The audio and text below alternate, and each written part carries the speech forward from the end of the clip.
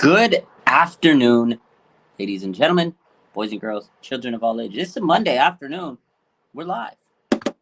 Didn't have to work this morning. Have some home health care. See my patients later. And today, some more Nick Bosa talk. There has been some updates over the last couple of days. And you know what? The 49ers star defensive player is, in the works for getting a huge contract extension, as we know. Now, could Nick Bosa miss the regular season opener against the Pittsburgh Steelers? As we get closer, I think there's 13 days until the first game of the season. And as we get a little closer, it's starting to look possible. It's starting to look very possible. Now, tomorrow, they're going to do the roster, updates. They're going to cut it down to 53-man roster. Nick Bosa is not going to necessarily count against the roster because they're going to put him on the exemption list. He's on the holdout list.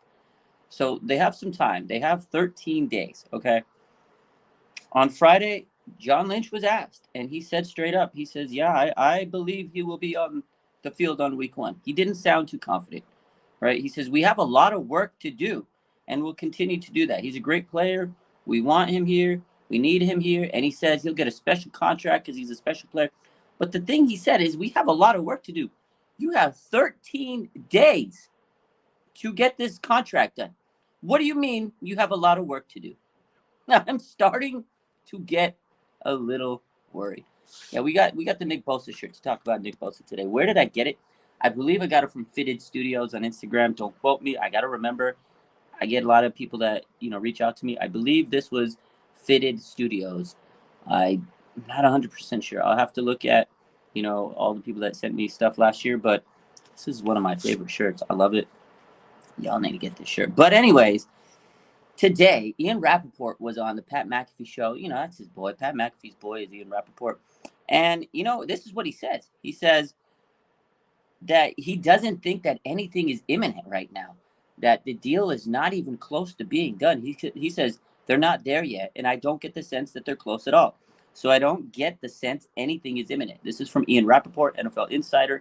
He says that it sounds like there's been some level of conversation, I guess, which is there should be, right? He goes, it's like there's been at least some touching base. There's touching base. We talked about this the other day because I have heard some stuff per a source through the grapevine. Like I've heard that an offer has been sent. We talked about this the other day. I said it's pretty lucrative deal. And I think the narrative now should just be sign the deal to Nick Bosa's agent. I feel like now that we've heard more and learned more about this situation, the agent is driving the ship, right? He's steering the ship. And this is what Nick Bosa said months ago. He goes, I'm not worried about being the highest paid or this and that and the other. He goes, I'm going to let my agent do the work for me. John Lynch a few weeks ago said, we haven't spoke directly to Nick Bosa. It's been primarily his agent. The agent's been taking care of this. The agent's playing tough. He goes, this is more stuff from Ian Rappaport. He says, they're not there. I know it probably doesn't make anyone feel better, but there's still a lot of time. This is what Rappaport says, that there's a lot of time. I don't think 13 days is a lot of time, but hey, who am I to put those words out there? He goes, Bosa, I'm sure keeps himself in unbelievable shape. Of course he does. This is something we've always talked about, right? How I'm not worried because Nick Bosa puts himself in this great discipline. His body's in amazing shape. He says, I'm sure he keeps himself in unbelievable shape.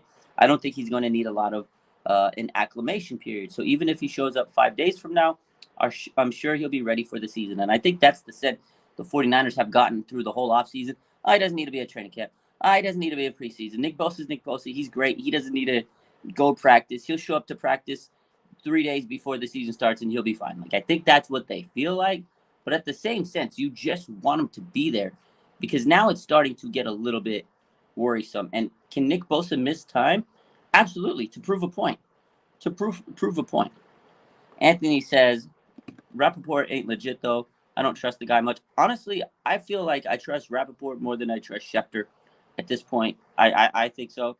Yes, this could be reaching. This could be a guess. This could be assumptions. This is all rumors. This is all hearsay from what Ian Rappaport's, potentially heard. He's an NFL insider, but I tend to trust Rappaport more than I trust Adam Schefter. But again, This is all hearsay. It's all rumors. But as we get closer, I feel like these things are starting to actually be possible. Like the chance of Nick not suiting up for week 1, it sounds to get a little bit more realistic, right? Ian says he's not sure what the holdup is, right? I don't know what the holdup is, but I'm pretty sure it's the agent, putting pressure. I think Nick Bosa has been offered a huge deal, like Ian said, and I've heard there's a huge deal on the table. We don't know what the numbers are. Obviously, they're not going to drop those numbers to us. That's between them. But this is what I think. I think the 49ers have offered Nick Bosa to be the highest paid defensive player, highest paid incentives, all this stuff, highest paid, whatever the case is.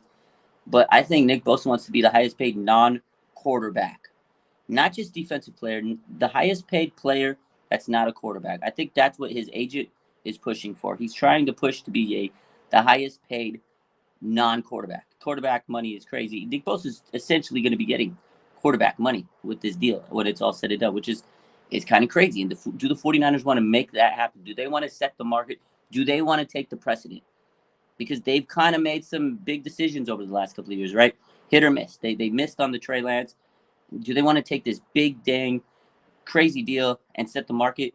Because if it doesn't work out for them, which it should, it's Nick Bosa. He's a legend. He's the guy. He deserves all the money. But if somehow, if it fires back in the face, they're going to be like, oh, my God, we took another L. Like, I know that's in the back of their mind. They just had the whole Trey Lance debacle. They had to walk away from that. And let me tell you, this is not Kyle Shanahan's first mistake with quarterbacks. But that's a whole nother story for another day. He spent 3 first-rounders and a second-round pick on RG3. And he did 3 first-rounders and a third-round pick on Trey Lance. It's a whole other story for another day. But, Kyle's probably got all these things in the back of his mind. He's just like, man, we can pay Bosa. And then if it messes up our team, if we don't win a Super Bowl, we're tied to this big contract for many years. So there's a lot of financial flexibility they have to consider. Brandon Ayuk next year, right? Brandon Ayuk needs to get paid, And I think a lot of people are saying don't overpay him. Nick Bosa is worth whatever he's going to get. But at some point, you have to look at the value and like, man, did we overpay because we're at a pressure point? Nick Bosa has leverage. The agent has leverage because the Chiefs guy was it Chris Jones? Is it Chris Jones?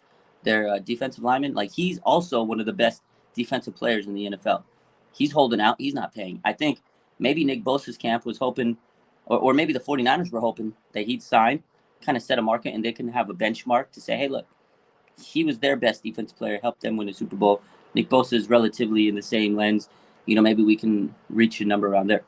Chris Jones hasn't signed yet, so now Nick Bosa is like, this is what we want. We want to get paid X amount of dollars. We want to set the market because there's no benchmark now. Nick Bosa is the best player in the NFL defensively. You can argue it. Some people may not think that, but I think so. Defensive player of the year. He's won a defensive rookie of the year. The man is your defensive star. You build a team around this guy. Any team would love him. But then it gets to the point of how much is too much. It's not a quarterback. Is there a limit? And now they're setting a mark. This is a precedent. This is a precedent. This is crazy. And that's when you have to kind of look at all the numbers and say, is whatever we're going to pay this guy worth the money? And the team has to do a hard reflection. And also, too, you don't want to piss off the player because if you don't think he's worth that money, that player is going to feel like, does this team not feel like I'm justified getting my worth? This is my worth. So it's a slippery slope. I think the 49ers love Nick Bosa, but I don't think they want to anger the bear. You don't want to push the bear off the limits, I'm just saying that can happen in contract negotiations. You piss off a player. So it's a fine wire you have to walk. Both sides have to come to an agreement. The agent's going to push for the most money he can get for his client, right?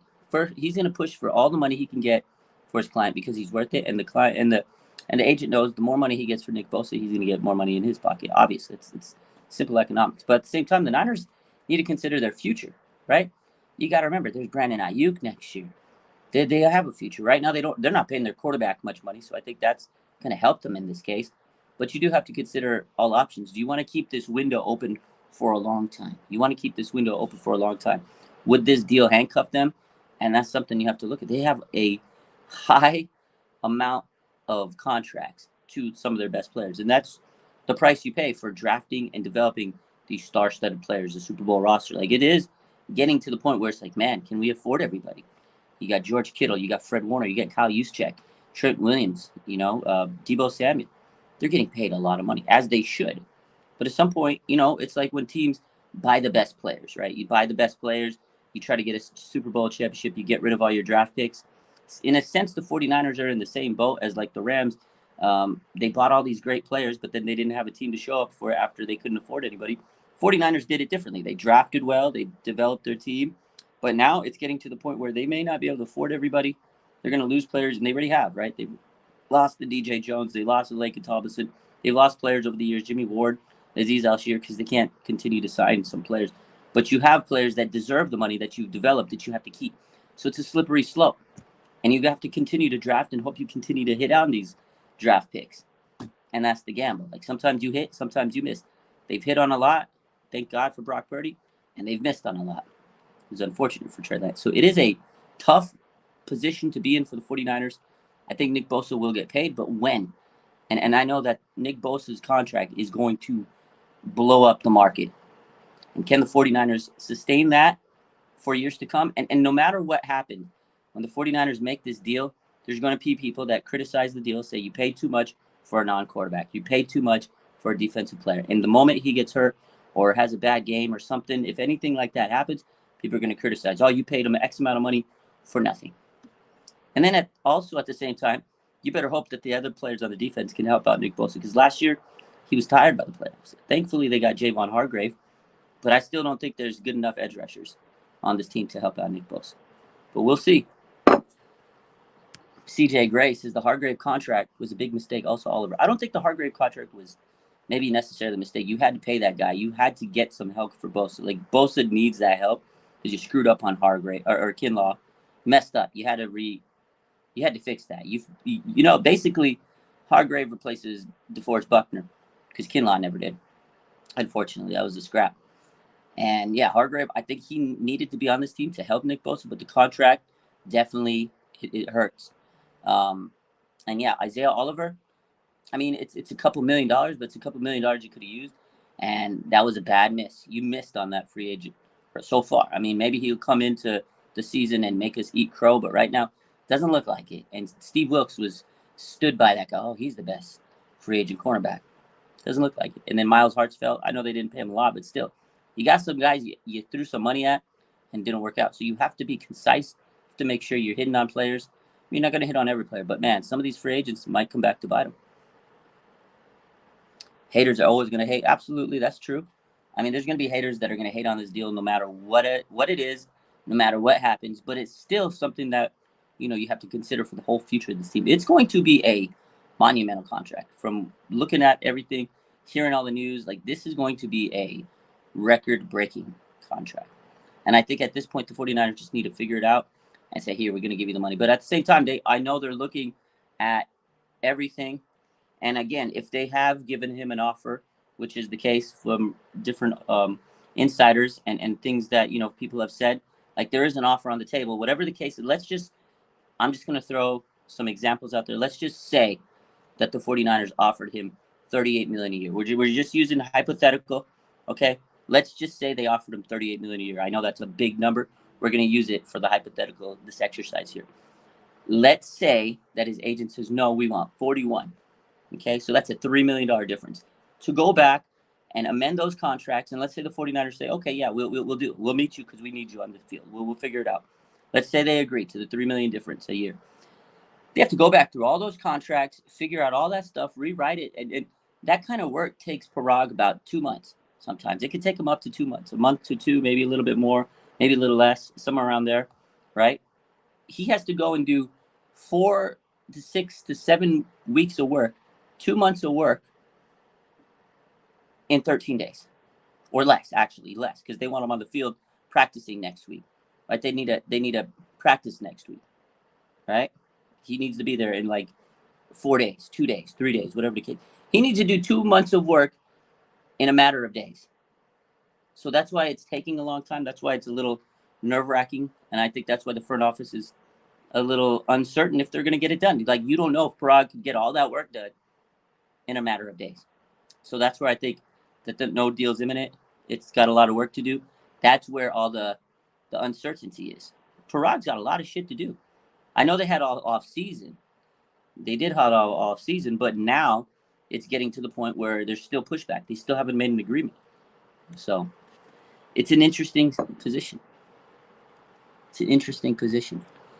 Tej, my man, he says, not to sound crazy, but Bosa better take what he gets. We steal money for the upcoming free agents. I mean, he doesn't have to take what we offer him. Again, it's his agent, man, and they play hardball. You know, this is the same thing that happened with Debo. It's the same thing that happened with Kittle. I feel like they started a little bit sooner with those guys. I still think it was still too late when they worked on those guys' contracts, and I think this is definitely the same case. The 49ers didn't prioritize this quick enough. And again, it takes a while to write all the languages. And I think the Niners were like, okay, this is the offer we're going to give them. There's no way. I don't think in the Niners' mind they thought there was any way that they were going to turn this down. I think John Lynch and the front office were like slapping each other, patting each other on the back, hyping each other up. Like, oh, this is such a good deal, guys. There's no way Nick turns this down. There's no way. And when they did, they were at a loss for words. They were speechless. I think that's what happened. I think they were like, you just turned this deal down? What do we do? I think that's what I think happened. Do I think Bosa will request a trade? No, he's just going to hold out till he gets what he wants. He's going to put his foot on the floor and say, pay me my money. Pay me my money. The numbers got to make sense for the agent. And again, it's the agent, man. And I feel like the 49ers, they do this every single year. You would think they would learn, but at the same time, they also have a business, and there's a certain amount of money that they prioritize for each player. And again, what did John Lynch say earlier in the offseason? He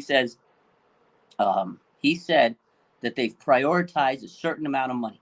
We've set aside a certain amount of money to get this deal done. They said this months ago. They said they have a lot of money set aside to do it. So it tells me that what I just theorized is probably true. They thought they had the deal done. They had the money aside. Oh, my God, we're going to get Nick Bosa to get that extension.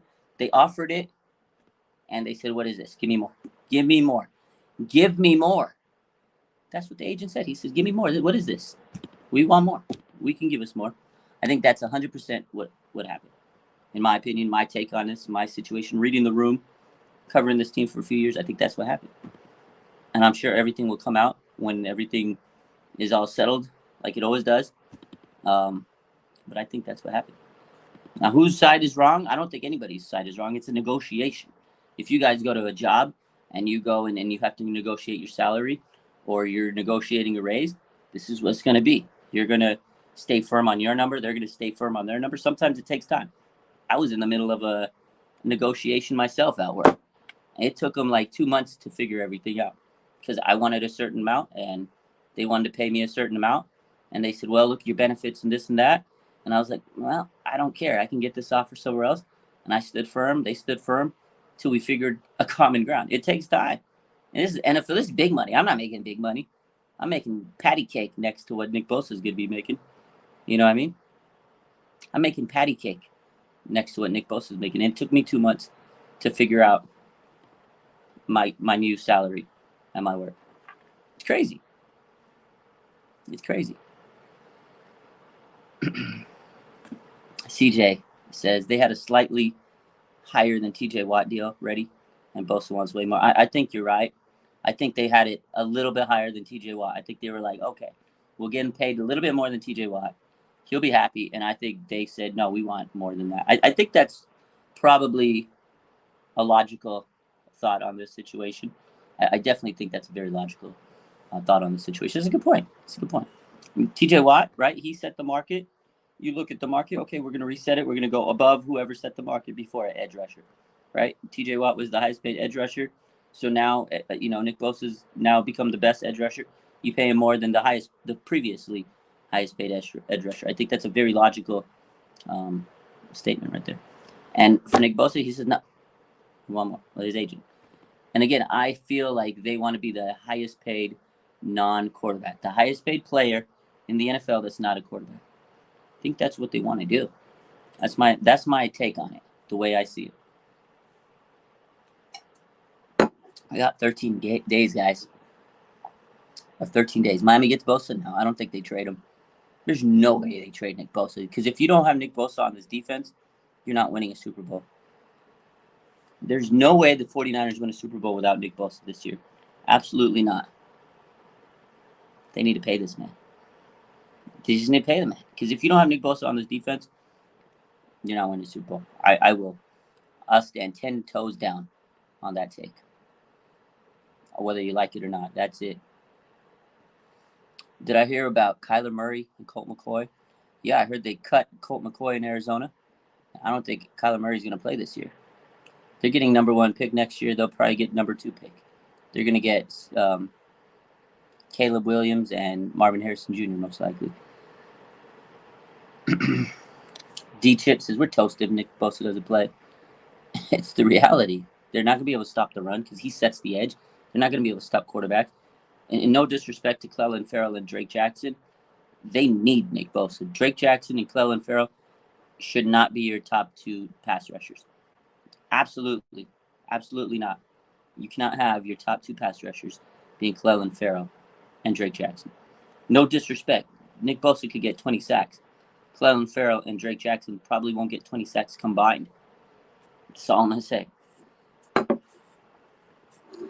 John.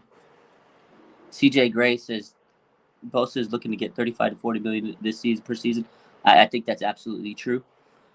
John says they've made a huge mess this season. He's very salty with the franchise. It's a lot of drama, unneeded drama.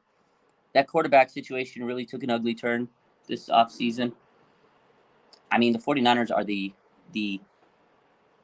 media, like, I don't even want to say darlings. What's the opposite word? The media, like, frenzy. The media loves us because of the fact that they're always in the spotlight, not always for good.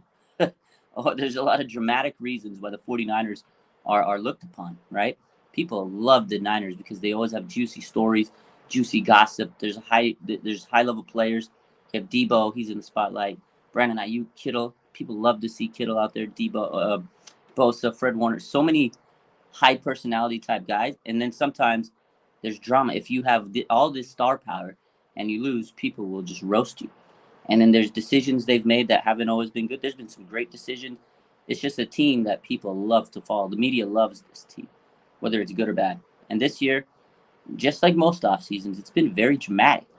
I feel like we can never go through an off season where it's just quiet, ho-hum. You know, you had Brock Purdy coming through a major injury, the whole Trey Lance and Sam Darnold and QB2 battle. I don't think there's ever going to be an off season where it's just normal, quiet, zen. I don't know. And then the kickers, we have 2 kickers that are hurt. It's been a mess. It's been a mess this offseason. And Nick Bosa still needs to get paid. I don't know. CJ says, I think where the screw-up was not prioritizing signing Bosa's contract before signing free agents. I mean, looking back, I think that's probably the right take. The 49ers never sign big names before free agency most of the time with John Lynch and Kyle Shanahan, except Trent Williams. Trent Williams was one around free agent because they knew, because he was still free agent. Other guys they've kind of had under contract still. They had like a year left. Kittle, Debo, Warner, now Bosa. Like they always had an extra year to play because this was their guy. These were guys that they took and they drafted. So they played a little different. So with Trent, they were like, we absolutely have to lock this guy in because the Chiefs would have went over the top. And remember when Trent said, he called Kyle, says, look, I want to play with you guys. Pay me. This is how much KC's offering me. Show me the money, Kyle. Show me the money, Kyle. And Kyle showed him the money. That was the only time where I feel 49ers knew they were pressured. They had to do it. They paid Trent what they had to pay him. Because if they didn't offer Trent that contract, that fucking midnight contract, there's no way he would have landed back on the Niners the next day. Kansas City was pressing, and the 49ers had to go over the top because they never do that. You guys are absolutely right. They always wait. But most of those guys that they try to re-sign to extensions were already on their team. Trent Williams was a free agent. He could have went wherever he wanted. And what happens with most of the other free agents, 49ers usually let him walk because they draft players to replace him. Aziz, he left. K'Wan Williams, Jimmy Ward, DJ Jones. Who else? Emmanuel Mosley, and Kendrick Bourne. They let a lot of players walk. because they couldn't get him. Like Lake and Tomlinson, they let him walk because they're not going to be able to pay him. If it's free agent, most of the time they're going to let him walk. Then they were a couple years back. They had DeForest Buckner and Arik Armstead. They probably had a stroke that night, tried to figure out what happened, and they said, "Well, DeForest Buckner actually has a first-round trade value. Arik Armstead maybe a third round, maybe if we're being nice at that point, because he had a 10-sack season that year, coming off his best year ever." So they said, "We keep Armstead, sign him up, and we can trade Defoe, get a first-round pick, and save a couple million and sign some of those other guys." Business decisions, they got to make them. And it's sometimes they're not always for the best. Sometimes they're great. But Rob says Bosa's contract is all done. They're going to use that time to juggle the 53-man roster. This is so a Shanahan Lynch type move. I don't know. I honestly don't think that they finalize anything. I feel like there is an offer out there. I've heard things. Rappaport said there's an offer. I think that now, of course, they have to prioritize the 53-man roster. I don't think that they have it. I think definitely they're going to have to announce it after the 53-man roster, because at this point, this is where they kind of cornered themselves in. But I don't think that they have a plan like that. I think definitely they're hoping to get this done soon, because this last week was kind of a wild week for the 49ers in terms of, news and negativity, and all the whole week last week was just, it was a wild week with the quarterback situation and then the injuries, and that final preseason game was just a blunder. I think they definitely can't wait till this Bosa news gets, because that's going to smooth everything. Everybody's going to forget about last week. Everybody's going to forget about the quarterback situation, and everybody's going to be happy. Oh, we got Bosa. I think 49ers are they're hoping for that. But at the same time, I don't think I think Rappaport's probably right that they're not close, because it takes a while to draw those numbers up. If they had an offer and they got to switch all those numbers up, Parag's sweating himself in the office.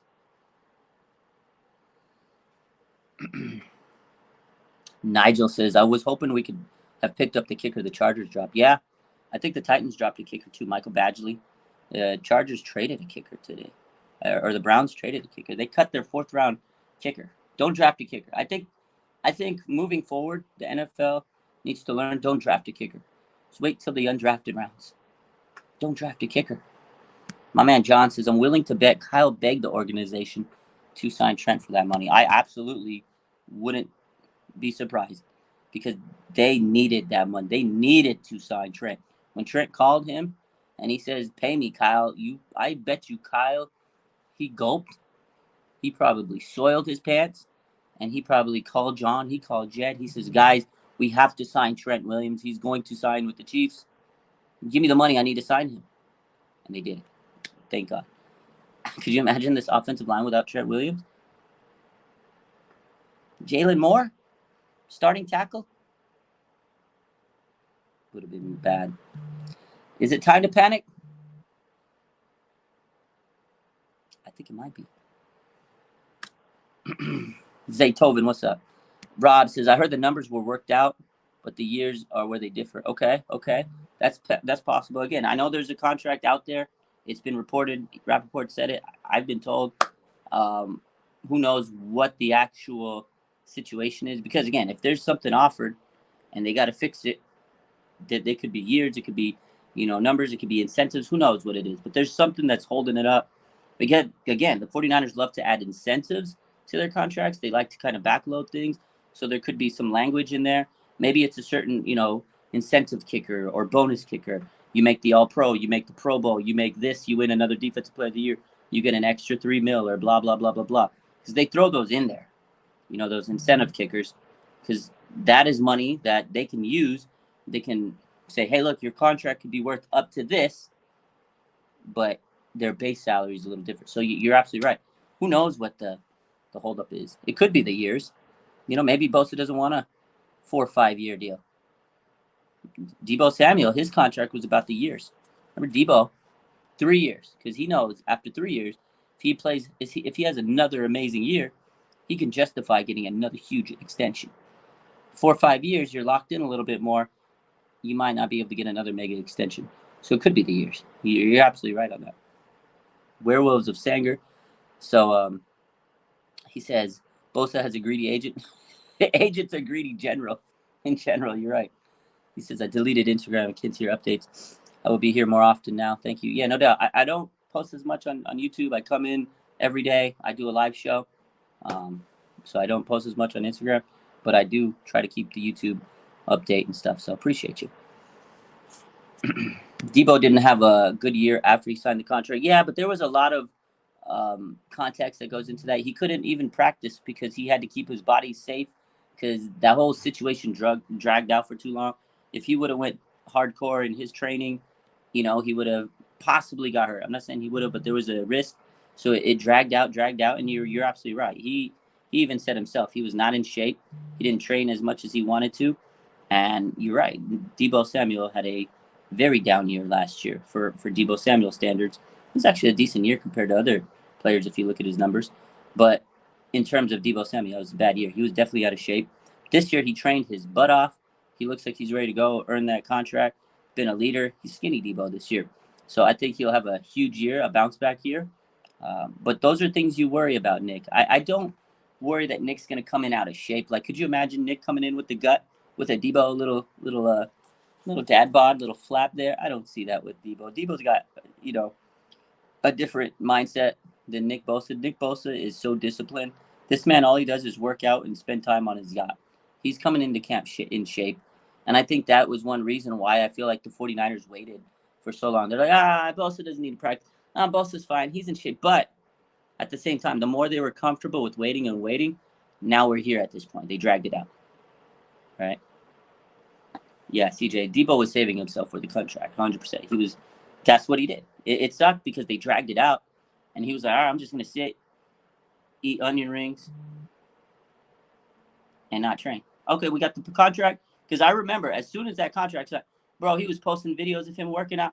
He was doing double time. There was a video one time, like 1 a.m. at night. I got a notification, ding, Debo, and it's a video of him working out. I was like, okay, boy's really trying to cut himself into shape. He was really making sure. He had like a couple of days to get himself ready to get back into training camp. He was pushing. I was like, okay, Debo, you're making up for lost time.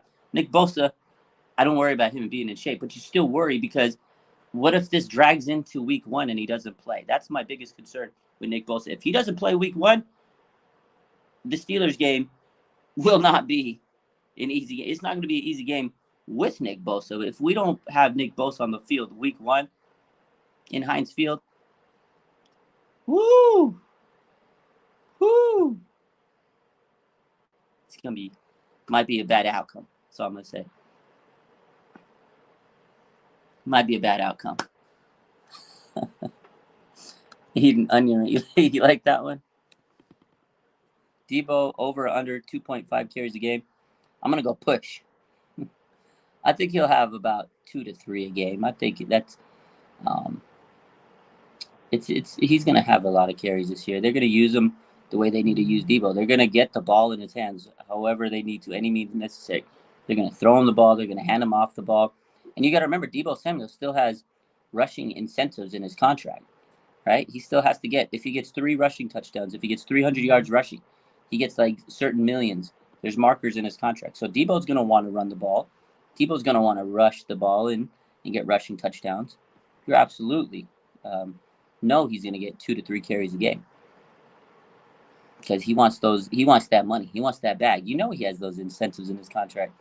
And the more he does, the better he plays, the more money he's going to get for the 49ers. And that's how I think Bosa is going to do. I think he's going to have incentives in his contract. You get 10 sacks, you get this much money. You get 15 sacks, you get this much money. Something like that.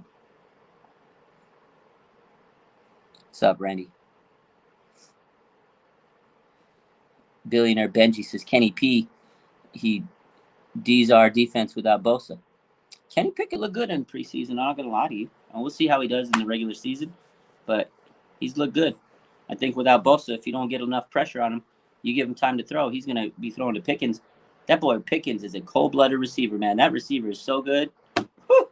Like a one-handed grab so easily. Got to respect the Steelers. They have a great coach. Home field advantage is unreal over there. Heinz Field's a tough place to play.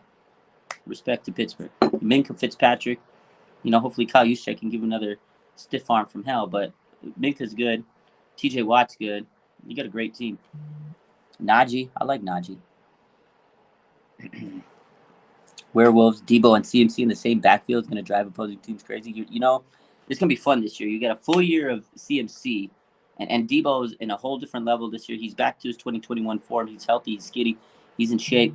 And you got CMC, who's probably like the Nick Bosa of offensive players. He's in such good shape. He's so, disciplined. Those two together this year, a full year of them together, it's going to be fun. It's going to be so much fun.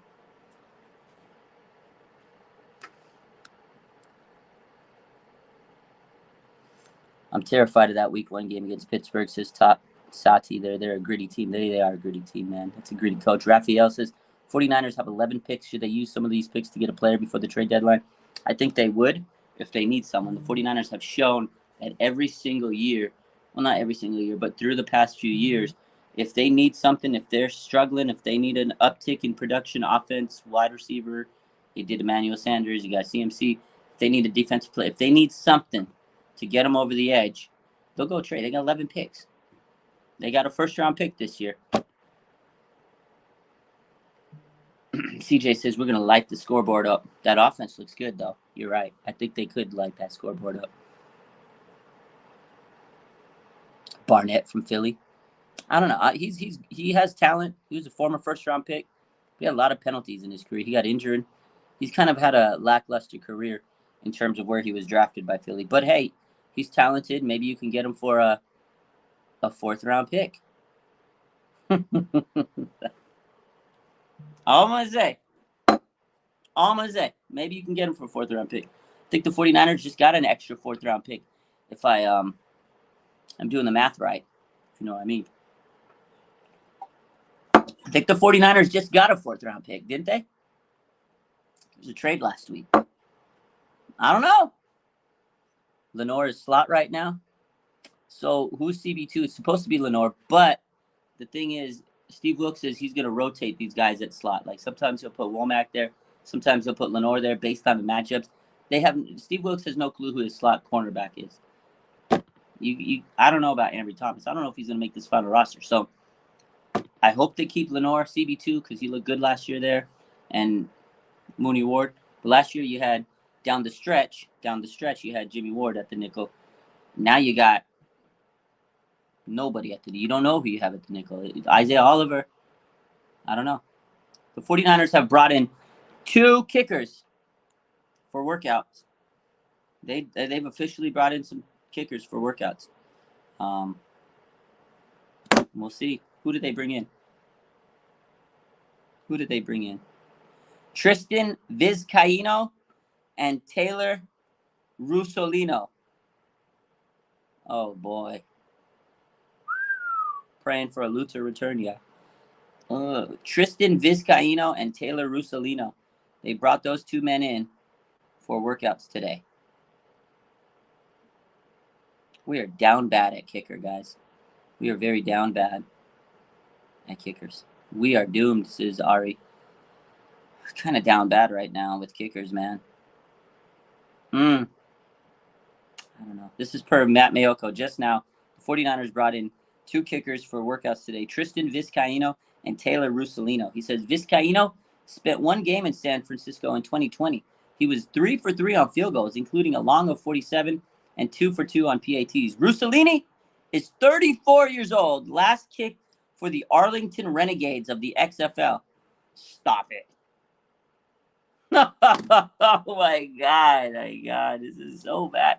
Just man up. Hey Robbie.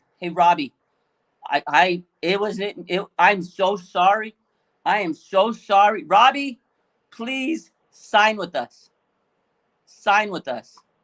Robbie Gold, we need you. Just fucking do it. Just swallow your pride. You already swallowed the pride and took an L on Trey Lance. Just do it again. Oh my God. Woo! Ladies and gentlemen. Oh my God. Any case, I have to go. I have to head up and see a patient or 2. See if the other one is available. But John says he's been calling Robbie all week. We'll be back live later. We got 100 people in the chat. This is good. The channel is growing back to where it needs to be. I appreciate you guys so much. I love the YouTube. I love the chat. Shout out to the chat. It's always a live crew in the chat, but I do have to head out. Go see a patient right now. Be back later. We'll be live on Instagram. Appreciate the love. And, make sure you hit that like button. I always love the YouTube chat. I love the Instagram chat, of course. But the YouTube chat, man, is something special about it. You guys are the best. Appreciate y'all. We'll see you soon. Make sure you hit that like button. We're going to go post this news about the Kickers, and then I got to head out. Love you guys. Have a good rest of your day.